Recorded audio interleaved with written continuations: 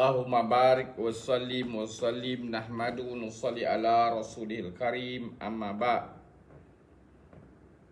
Difardukan haji bagi yang mampu. Firman Allah SWT, mafhumnya menunaikan haji ke rumah Allah adalah satu yang difardukan ke atas seorang itu terhadap Allah, ke atas mereka yang mampu untuk perjalanannya.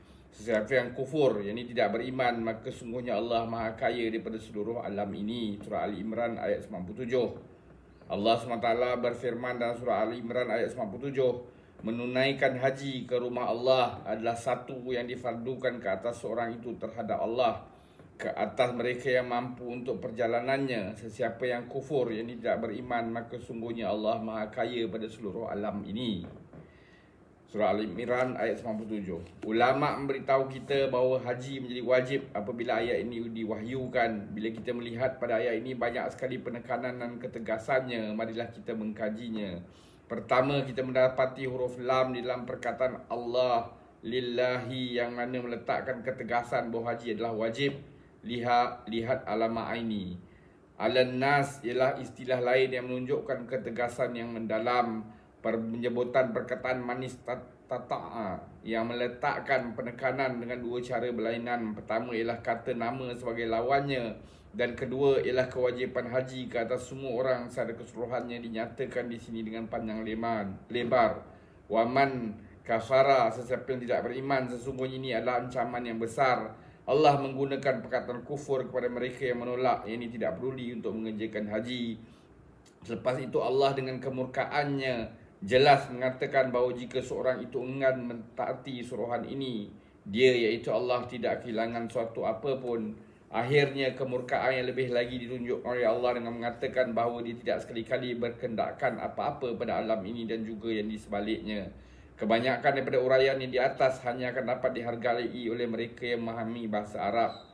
Tujuanku menyebutkan perkara-perkara di atas ialah semata-mata untuk menunjukkan betapa tegasnya Allah telah meletakkan haji itu sebagai fardu, dan bahaya yang besar apabila gagal mengerjakannya. Adalah diriwayatkan bahawa Umar radhiyallahu anhu pernah berkata, maksudnya barang siapa mempunyai kesihatan dan harta yang mencukupi yang boleh membawanya kepada penunaian haji tetapi masih tidak pergi haji dan mati tanpa melakukannya, maka di atas dahinya akan tertulis perkataan kafir pada hari kiamat. Kemudian Umar radhiyallahu an membaca ayat yang tersebut di atas sehinggalah waman kafara dari Mansur.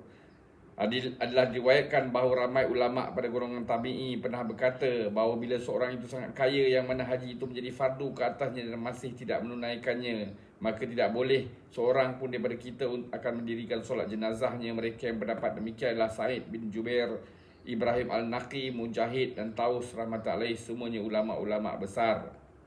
Isaf, ulama-ulama terkenal iaitu imam yang empat tidak menganggap seorang itu kafir bila dia tidak melakukan haji. Walaupun dia punya keupayaan, mereka hanya menjatuhkannya sebagai kafir apabila mereka menafikan bahawa haji itu sebagai satu rukun Islam dan tugas yang difardukan. Walau bagaimanapun, ancaman-ancaman pada Allah dan Rasulnya SAW adalah membawa seorang itu hampir-hampir kepada kufur. Firman Allah dalam surah Al-Baqarah ayat 195, dan belanjakan hartamu di jalan Allah dan janganlah menjadikan tangan-tangan kamu menyertai kebinasaanmu.